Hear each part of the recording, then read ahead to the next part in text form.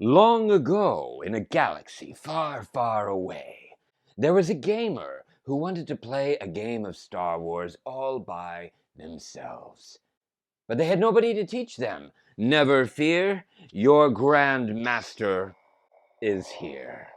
Howdy and welcome, I'm Cal Kestis, and today we are going to shut this off and we are going to learn how to play the new pandemic system game, Star Wars The Clone Wars Solo. Let's go. It is a time of war. The Republic's clone army is in continuous conflict with unending waves of droids. As planet after planet is pulled into the fray, Count Dooku and his separatist armies move closer to victory. In Star Wars The Clone Wars, a pandemic system game, band together as legendary Jedi generals and lead squads of clones against the separatist droid forces. Use the abilities of your Jedi and clones to cut down swarms of droids, and team up to complete missions that could turn the tide of war. First things first, here's an overhead view of a solo game in session. So let's first set our board in the middle of the table. Next, we're going to get our components out. You're going to have your droid supply. Just take all the droids and put them, I'm going to have to slide the board around on occasion to show under the camera. Just put them to the side, and then don't worry about the bag. To set up your villain area, go ahead and select your villain. If it's your first game, start with Asajj Ventress. Place it on the side with her big portrait, not the side that says Finale Setup. No. This side is what you start with. Place her mini on there for now. Take your villain deck of 6 cards and place it in the villain deck area. As you discard, they'll get discarded face up in the next column over. Then you can take your invasion deck. Take all of your invasion cards and place them face down right above where it says invasion deck. When you discard, you just flip them over like so. Also, Ventress has an exclamation point ability, so put the exclamation point token on Ventress so that you're reminded whenever you flip a card, you have to follow these instructions. So take it off, follow those instructions, and then flip the card over, place it back on top just as a reminder. Take one of your markers and place it on 0 of the threat track. Take your other marker and place it all the way to the left on your invasion track where it says 2, the leftmost 2. For the purpose of this tutorial, for everything to fit on the screen, you may see I have cards placed where they're not indicated. When you set it up, just place them where they're indicated. Next, you'll take your blockades and you're going to place them to the side of the board, anywhere that you can fit a supply. And of course your dice as well. Just place it anywhere within reach. There are some villains. Ventress is not one, but for example, General Grievous, they will use this slider marker. So all you do is you slide it on there and you use this as a tracker to slide and indicate where you are in battling that villain. Next, we're going to set up our invasion. So you'll have your invasion deck. You're going to discard 2 cards. So we've got Celeste is our first one. We're going to take 3 droids and place them on Celeste. And that's in the bottom right. You've got the nice indicator there to help you out. Place 3 droids. Discard your next card. And we've got Toydaria, where we have a mission actually. Place 3 droids. 1, 2, and 3. Excellent. Now we're going to discard 2 more cards, Corellia, and we're going to place 2 droids. So we've got Corellia right here. Boom, boom. And we're going to discard 1 more for our second card, and that is Mandalore. Mandalore is going to get 2 droids. We're going to do this 2 more times, and this time they only get 1 droid for this invasion. So we've got Naboo right here for 1 droid. And another one. What do we got? We've got Alderaan right here. There we go. 1 droid. And we have set up our invasion. Your villain gets placed on the final planet that you drew in the invasion. In this case, Alderaan. So we're going to take Asajj Ventress, and she is starting on Alderaan. To select your Jedi, just randomly draw 2 cards if you're playing solo, or 1 for each player if you're playing multiplayer. In this case, we ended up with Ahsoka Tano and Obi-Wan Kenobi. Now let's place our Jedi. Take your 5 action cards, and if you're playing solo, you're going to be controlling 2 characters. So you draw 2 cards. If you're playing multiplayer, draw up to 5. So we have 2 cards, and these are going to let us know where our heroes start. The first one we're going to do for Ahsoka Tano, and it tells us that her starting planet is going to be Naboo. Alright, so she's starting where there's a small invasion. Next, we've got Obi-Wan Kenobi. He is starting on Coruscant. Okay, so he's right next to Ventress. They're not too far from each other. From there, you can keep these as a reference. Set each card in a player area. If you're playing solo, I recommend 1 on each side of the board. Go ahead and take your squad deck. Make sure it's nicely shuffled, and we're going to make our hand for each one of our Jedi. If you're playing solo or 2 or 3 players, then you get 1, 2, 3 cards, and they can all be face up. Nothing is hidden in Star Wars. Do that for each of your characters. Place the remaining squad deck right where it says squad deck on the board. Next, let's take our mission deck. Shuffle up all of your mission cards, and depending on the difficulty level, you're going to pull out a certain number of cards. To play Padawan, you'd take 3 face down. If you want to go up to the next level, I think it's Jedi, then you'd go 1, 2, 3, 4, and then if you want to go to the next level of difficulty, it would be 1, 2, 3, 4, 5, and then Jedi Grand Master, I believe, is 1, 2, 3, 4, 5, and 6 missions that you would have to complete. To increase the difficulty beyond that, you can always add another card, 6, 7, 8, 9, whatever your difficulty needs to be. It does lengthen the game. But for our first game, we are just doing 3. We're doing Padawan level. So take those, put it in your mission deck. You're going to flip 1 over to this gray mission. It says ambush. So we're going to read the text and follow it. It says when completed. So when this mission is completed later in the game, we can read that. We don't have to worry about it now. What we do need to know is where is this mission happening? It's happening on Toydaria, and we've got an indicator there. So we take our gray mission marker and we place it on Toydaria. We do the same for our orange mission, Liberty on Ryloth. This is also a when completed, so we don't have to pay attention to the text until we complete the mission.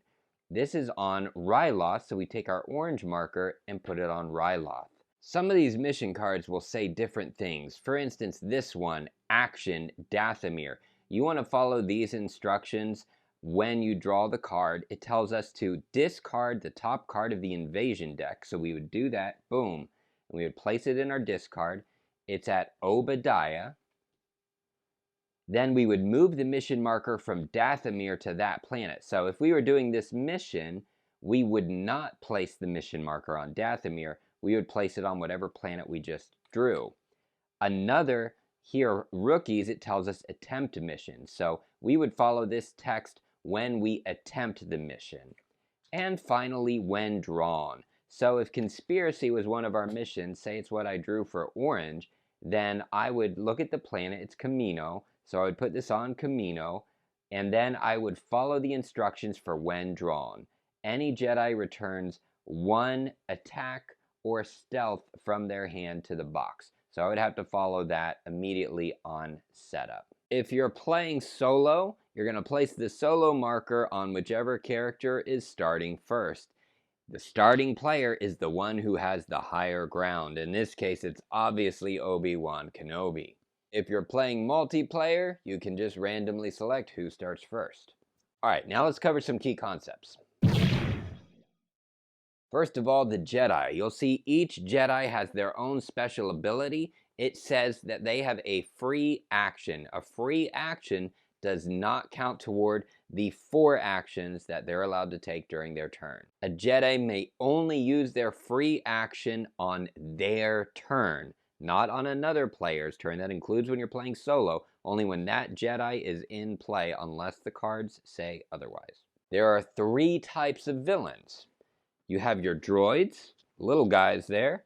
You've got your blockades, and then of course you've got one of the 4, where are you?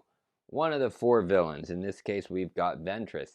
One of the villains actually has you having more than one going around the board, which is kind of fun. Droids have 1 hit point.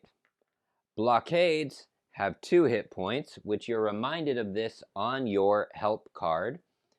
And then villains have whatever number of health is listed on their card. In this case with Ventress, she has 3 health. This is a fully cooperative game, so when you're playing solo, even though each Jedi takes their own turn, obviously they are working together. If you're playing multiplayer, everybody's in control of their own turn, but you are all working toward the same goal. You all win together, or you all lose together. If droids are on a planet, you may attack them. If a blockade is on a planet, you may not attack the droids. The blockade is protecting them, so you have to get rid of the blockade before you can attack the droids or a villain. If just a villain is on the board, you can attack whichever you like. You cannot attempt a mission if a villain is present. You must eliminate the villain and then you can try the mission. Each player has a hand of cards from the squad deck. These represent others that are helping them in this war. You have attack cards that are these red ones, and each one tells you how much you add for each attack. Then you have stealth cards, another type of attack that you can use. You also have defense cards. These help to prevent damage. And also somewhere in this deck we've got move cards. There we go. You've got ships that help you, so when you take a move action, you can move farther. Each Jedi has a limit of 7 cards that they can hold in their hand.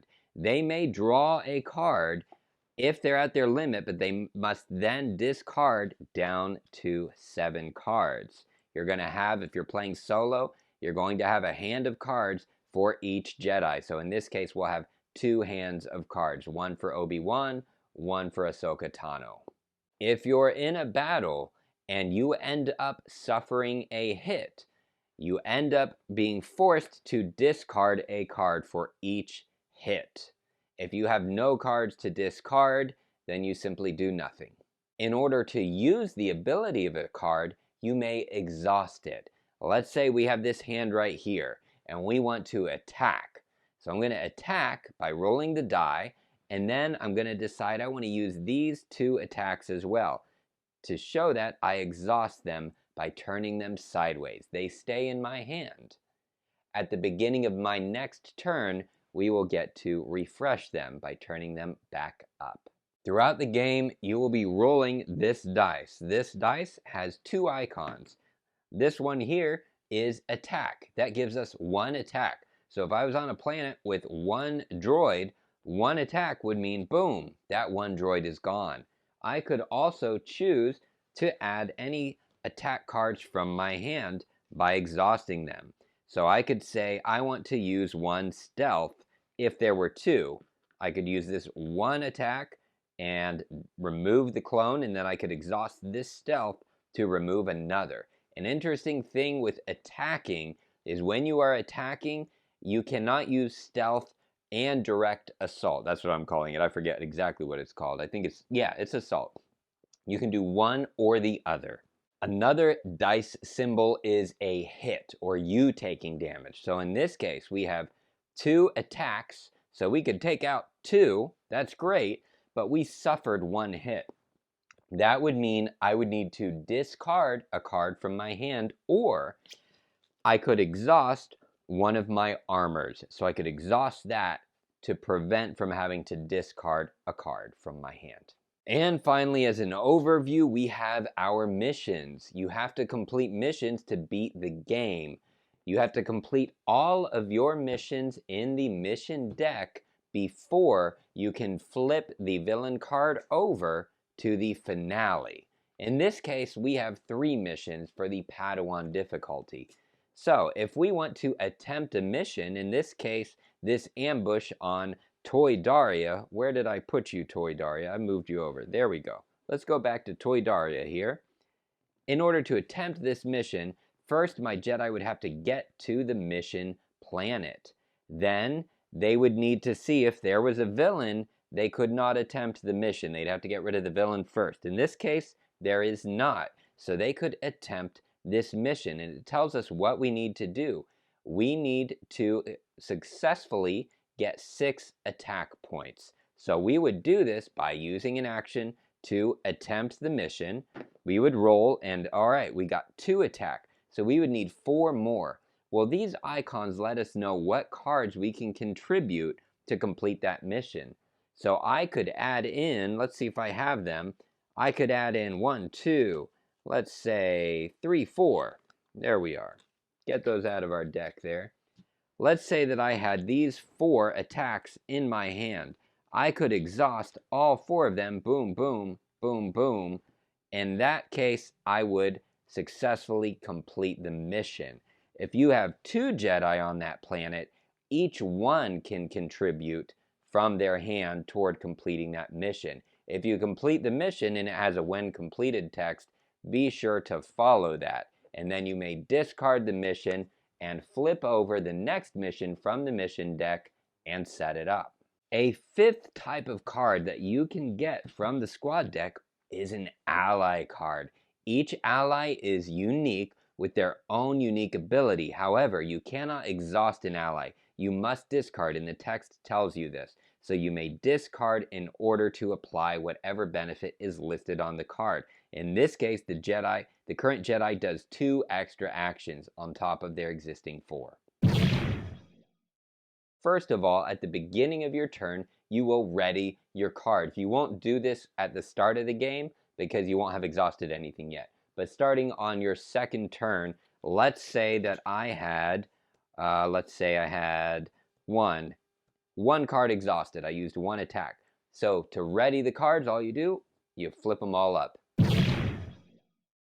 All right, so you next take your 4 actions. Let's say that we started the game with Obi-Wan Kenobi. And if you're playing solo, you'll know because you'll have your little marker to indicate which one you're controlling at the moment. Obi-Wan Kenobi can do 4 actions, and there are 4 options. Our first one is Obi-Wan Kenobi can fly. To fly, you use one of your actions to move to one planet. Good thing is, villains, blockades, droids, nothing blocks your movement. I can move onto a planet with droids, I can move off a planet, I can move through. But remember, 1 move equals 1 action. So if I wanted to move to another planet, well, that's 2 of my 4 actions used. However, there's an interesting thing you can do with your fly cards or your transport cards. Let's say I'm on Toydaria and I want to move all the way over to Mandalore. I could use 1 action point, and then I could exhaust my transport card to move however many spaces it gives me. It says double a flight from your planet. Limit 1 flight card per flight. All right, so you can only use 1 of these per flight, but I could exhaust that, and now I've moved 2 spaces for just 1 action. Our next action choice for Obi-Wan is attack. So let's say he's here on Mandalore. I'm just knocking these things all over, and I want to attack these 2 droids. First of all, I would roll the dice, and this is taking 1 of my actions. So let's say I moved, and I used that flight card, so that's 1 action, so I've got 3 left. I'm using 1 of them. Okay, I got 1 hit, so I remove 1 of those droids. Awesome. Now I need to remove that other one, so I can choose to exhaust 1 of these cards. Now you cannot use a stealth and an assault on the same attack. You pick one or the other. In this case, I only need 1, so I'm probably going to go ahead and exhaust Cody here to get rid of this droid. Now, what if that didn't happen though? What if all of these were exhausted and there was that 1 droid left? Combat would end. Then I would take hits, for 1 for each enemy on the board. So that would be if there's a droid, then I would suffer 1 hit. If there's a droid and a blockade, well, that's 2 hits. A droid, a blockade, and a villain, well, that's 3 hits. It doesn't matter what the enemy is, it's just 1 hit for each one of them. So I would take 1 hit, which would mean I would have to discard 1 of my cards.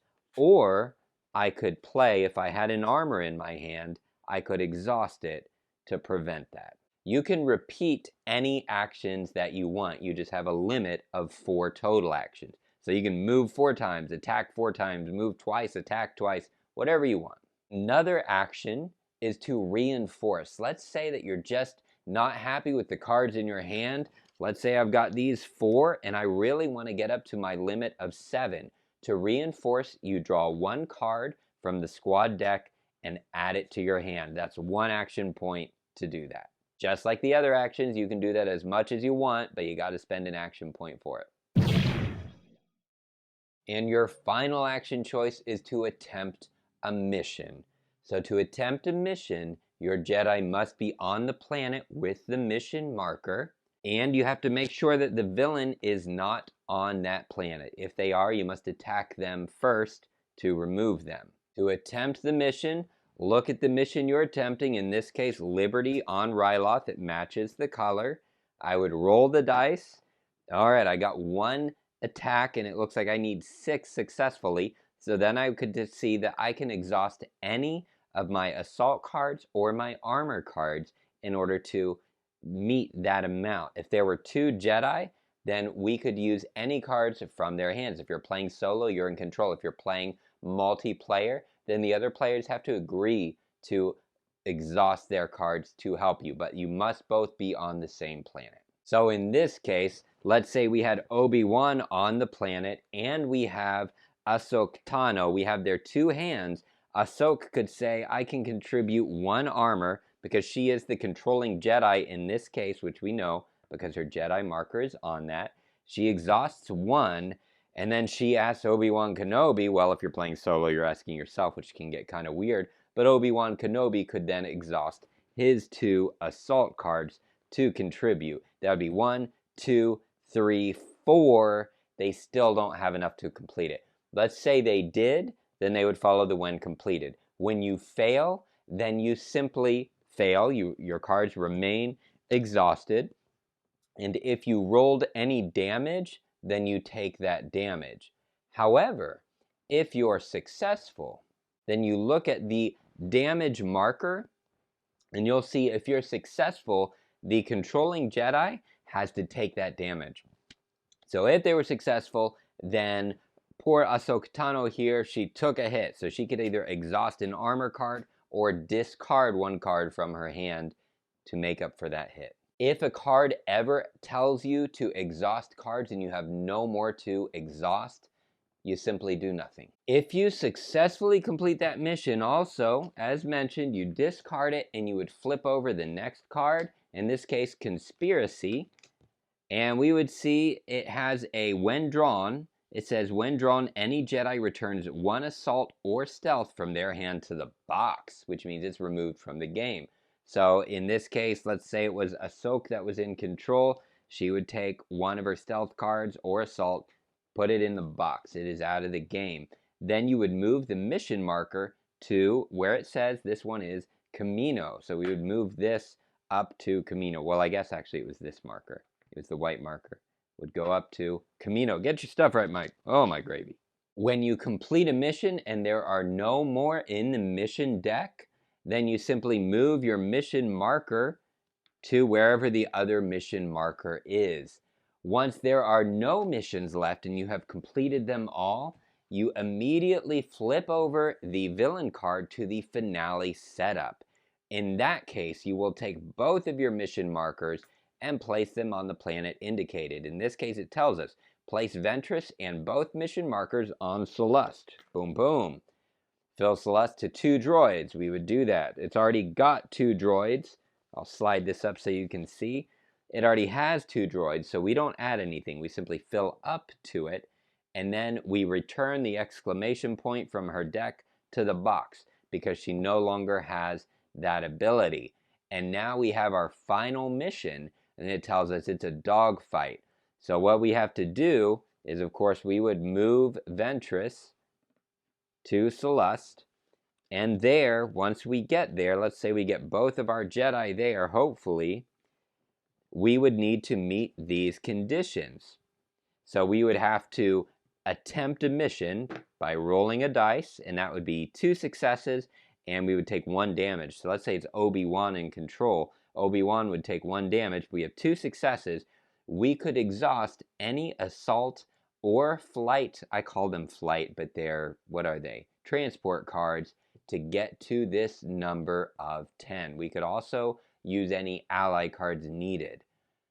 Here's the thing, you don't keep track of hits. What that means is, let's say I got 8 successful hits for this turn. Well, we don't keep track of that. You get 10 in your one attempt, or it's nothing, right? Success or fail. The next time, you start from 0.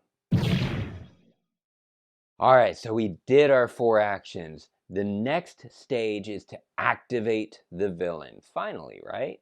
Okay, well in this case, we have our villain deck. Asajj has that exclamation point, which reminds us, oh, let's take a look. If Ventress is on a mission planet, advance the threat. Well, let's reset this. Let's say that Ventress is here on Umbara. And let's say that there is a mission on Umbara right there. What that would mean, if she is there, then we must advance the threat to the number 1. That's bad, because if we get to the end with the Emperor, the game is over immediately. So we want to keep her away from these mission planets. Each villain will have their own special thing that they do to make life miserable. Let's say that Ventress was not on a mission planet, then we simply ignore this text. Next thing we would do for the villain turn is flip over the top of the villain deck and place it in the discard. Each villain deck has one of these Planet Under Siege cards, only one. In this case, we would follow the instructions. It tells us to advance the invasion marker. The invasion marker at the top of our board, we advance it to the right. What this means, when we get to the invasion section in the next phase, that tells us how many how many invasion cards we're going to draw. Next, it tells us to draw the bottom card of the invasion deck and fill the matching planet to 3 droids. So I have my invasion deck, draw the bottom card, place it in my discard, and we've got Bardota. So I will look at Bardota, and we'll see Bardota has no droids on it, so we would fill it up to 3. 1, 2, and 3. Let's say, though, that Bardota already had 2 droids on it. We fill up to 3, so we would just add 1 droid until it has 3. Place that card in your discard pile.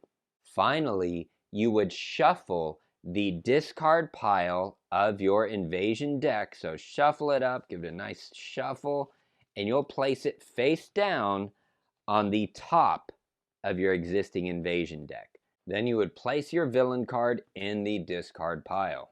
If your villain has the exclamation point, make sure to place that back on top of the deck so you're reminded for the next turn to look at this ability. All the other villain cards, the remaining 5, have unique terrible things that happen, and you simply follow the instructions from top to bottom. So it tells us if Ventress is on the board, then we have to do something. We would, in this case, roll the die, kaboom, and we got 1 hit, so Ventress 1 planet per hit toward the closest mission. It looks like she would go to Kashyyyk or Mandalore. Anytime there is an equal route, say it's going to be 2 to get toward the nearest mission, you just choose. If the villain deck ever runs out, then you simply take the discard pile, shuffle it up, and place it back face down on the villain deck pile. Make sure you put that exclamation point if there's a reminder icon. So how do you get the villain off the board? Well, let's say we've got Ventress right here, and we've got Obi-Wan. You simply attack him, and we see from her card she has 3 health. No big deal. So for one of his 4 actions, Obi-Wan Kenobi could decide, I'm going to attack. Boom. All right, he got 2. Well, that's not enough to take her off the board, right? He needs 1 more. So he would have to exhaust an assault or stealth. Boom, that's 3. You take Ventress and you place her on top of her villain card. She is now off the board. Don't worry, when you draw villain cards, some of them have instructions to place her back on the board. Awesome. There are certain villain cards that will refer to the top invasion card. So all you do is you look at your invasion discard pile, or they might say top planet, and you look at whatever the top planet of your discard pile is, and that's where the effect would take place. So if it says move the villain to the top planet of the discard pile, then you would just look. In this case, it's Alderaan. I would move the villain to, where'd she go? There she is. I would move the villain to Alderaan. And the final and fourth phase is to invade planets, because it's the Clone Wars, right? It's the Clone Wars. So what you do for this phase is you look at your invasion, what do we call that? Meter, invasion track, I like it. Invasion track, that's probably in the instruction booklet. Can you see that? Invasion track, there we go. And right now we can see we're at 2. So you can see the further to the right it moves, the worse it gets. Well, at 2, what that means is you look at your invasion deck, and you're going to flip over 1 and 2. 2 cards. Oh, good. We drew a mission planet. That's exactly what I wanted. All right. And in this case, we are going to have an invasion. So you place 1 droid on each of those. So we're going to place 1 droid on Onderon, and you have this little map to help you find it. Boom. And then 1 droid on the orange marker mission planet. Boom. There's also one of these for the white marker mission planet. Now, what happens though? Let's say that Onderon, let's say the mission planet, we'll make it easy.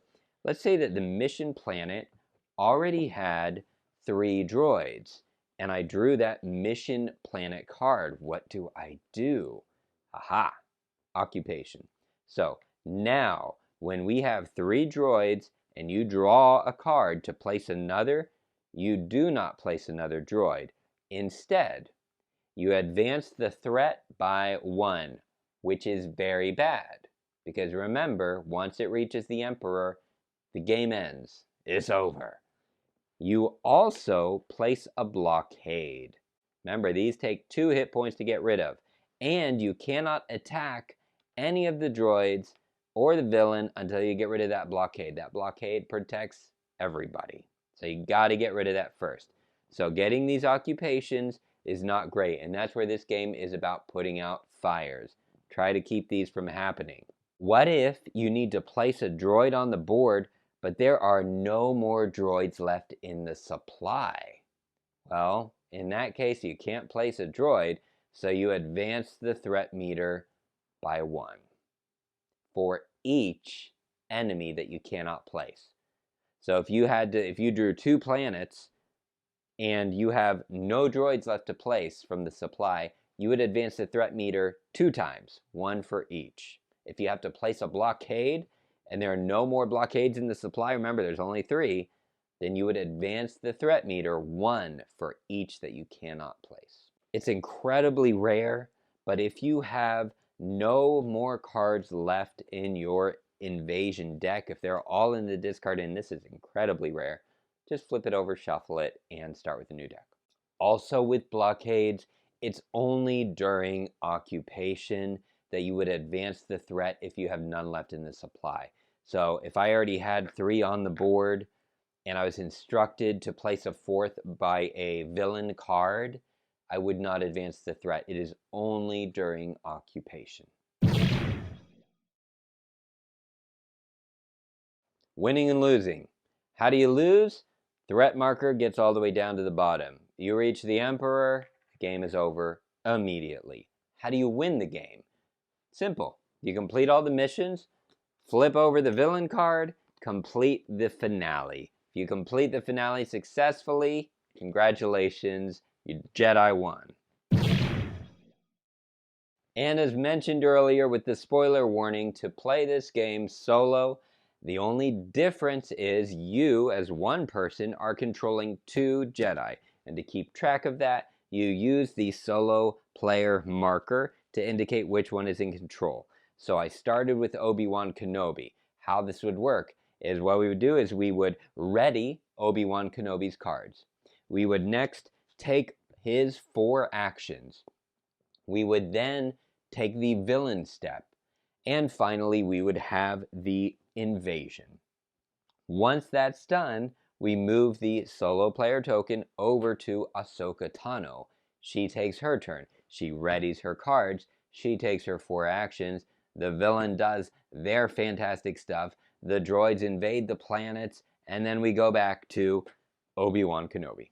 And oh my goodness, you know how to play now. Why are you hanging out here so long? Oh my goodness, go play your game, enjoy it. Please let me know in the comments what you think. Let me know if you have any questions. If anything was unclear, give me a like as well. That is the most valuable thing you can possibly do to support this channel.